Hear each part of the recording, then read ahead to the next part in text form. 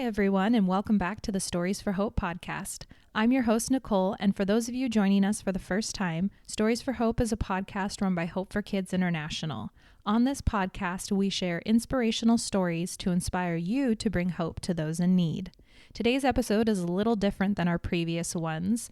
This past March, we had a team travel to the Philippines, and on that trip, our VP of International Missions, Amy Bista, sat down with a team member named DJ to reflect on his past years traveling with Hope for Kids International.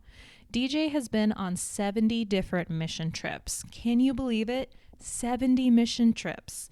I'm sure he has a lot of good reflection, so let's jump right in and hear from Amy and DJ. DJ, when did you first meet Tom and get involved with Hope for Kids? Okay. Tom came to our church in Flagstaff to speak. And at the time, my wife and I were thinking about becoming involved in the mission work. I had recently retired. She had spent about 5 years after graduating from Stanford in a mission field in Europe and Cyprus.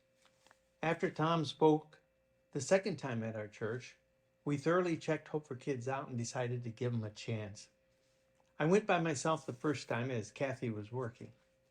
That was 17 years ago, 70 trips ago, and I've been able to serve with Hope for Kids in 13 different countries. Wow, that's incredible that you've been on 70 trips. Truly amazing. When you think back over those 70 trips, can you share about a few of the most inspiring trips? Okay, but I might change it a little bit. Instead of trips, say events or moments that have impacted me or been inspiring to me. The first one that I have to mention, and it has to be near the top, are the Untouchables in India.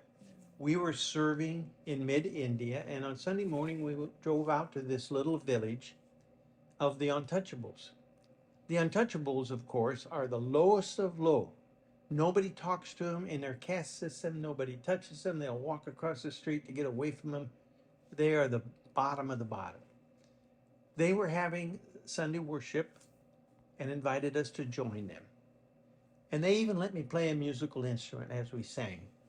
I didn't know what I was doing, but it was inspiring. Being there, worshiping Jesus with a bunch of untouchables who, if the Hindus knew they were doing it, might kill them.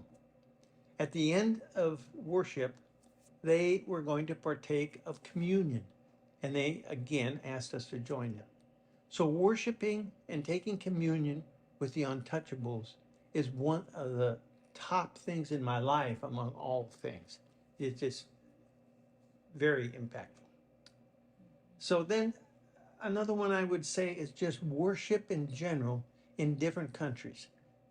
Uganda, the Philippines, to see our brothers and sisters in Christ, the great faith that they have, how they worship with love and passion for Jesus. I can't match it. I'm humbled by them. It's just so impactful and inspiring to me to try to live up to what these people, how these people worship.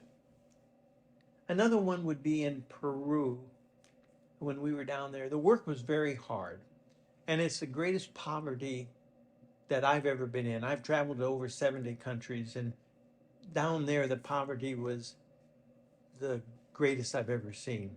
We worked in the city of Trujillo, and around Trujillo there's nothing but sand dunes, and there are 7 villages or settlements on those sand dunes. They call them barrios.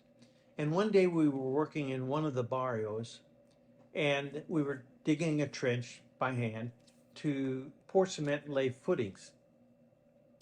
I took a break and walked out and stood in the shade to take a breather and cool off. And out in the garbage dump, where the farmers during the day would turn their pigs in to scavenge for food, I saw a young lady with a baby strapped to her back.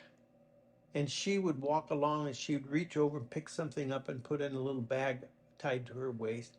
She had a big stick in her hand, and she sometimes, when a pig was eating, she would swat it across the head and it would run away, and she'd reach down and pick up what the pig had been eating. She was gathering food for her family. And it talk about emotionally destroying me.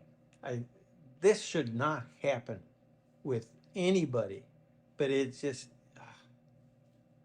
hard to explain how emotional that was and how it's changed and how it impacted my life.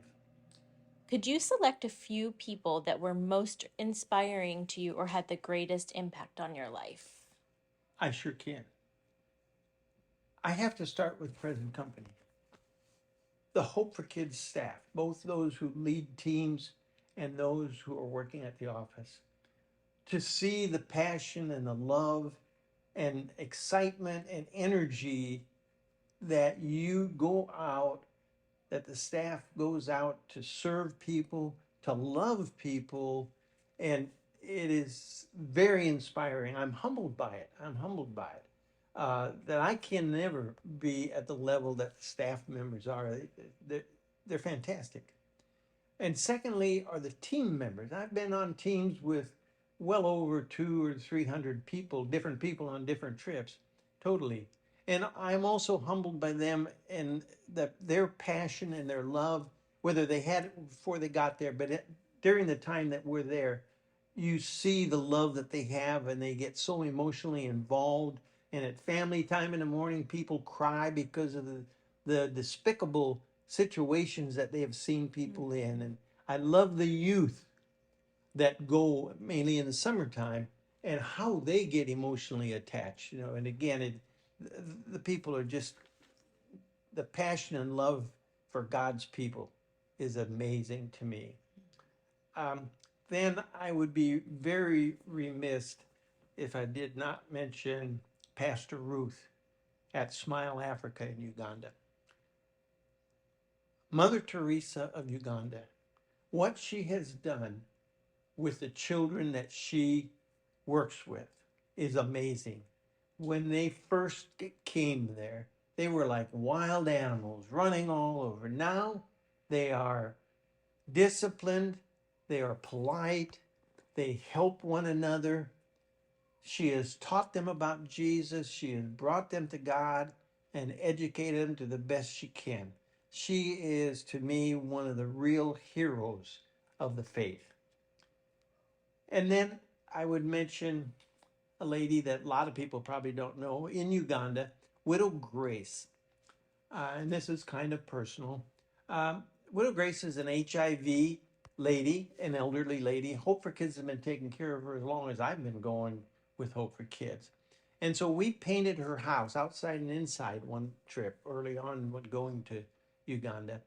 And we had quite a few team members when we painted the outside. But when we moved inside to paint, I believe it was only me, and I think it was her son.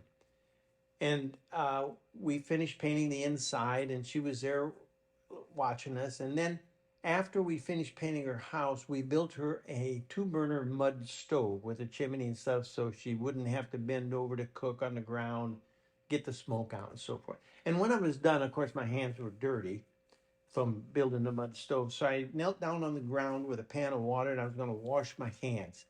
And Widow Grace knelt down on the ground and pushed one of my hands away and started washing my hand. And I said, "No, no, I can do that." And the translator said, "No, she said that she has absolutely nothing to give you to repay you for the good that you've done to her. This is all she has to give you." So I said, "Wow." I might start crying now just thinking about it. But so I let her wash my hands. And to me, that talking about things that impact me, simple little things like that. And then many people who listen to this uh, podcast will recognize this name, but I have to mention Mae Jackson, uh, an elderly lady, feisty, full of energy, go, go, go, loving the people of Uganda. And she went into her 80s. She was traveling to Uganda and she came once here to the Philippines. May have been her last trip, I'm not sure.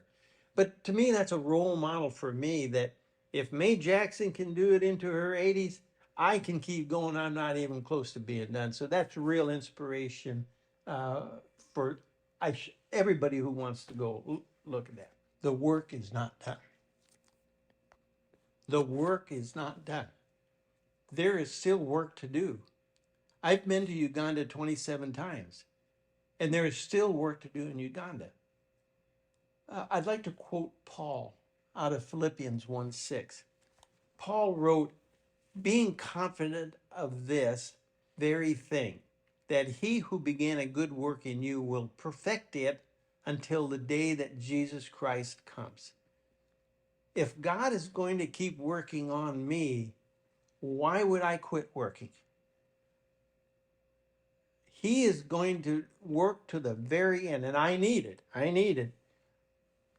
Why would I quit working and helping his people? If I could make one more quote, Jimmy Carter, and he is famous for building houses into his 90s. He now has gone into hospice, but only recently did he quit building houses. Taught Bible study, on and on. His legacy in the Christian community is great. Here's what Jimmy Carter said, and I quote, I have one life and one chance to make it count for something. My faith demands that I do whatever I can, wherever I can, whenever I can, for as long as I can, with whatever I have, to try to make a difference. That is a motto that I want to follow. And I am motivated to do this by Jesus. Jesus motivates me studying his life. He motivates me to follow example of Jimmy Carter and others. Wow, thank you so much, DJ, for not only your commitment to serve communities around the world, but also your reflection and insight on what you've experienced throughout those years of travel.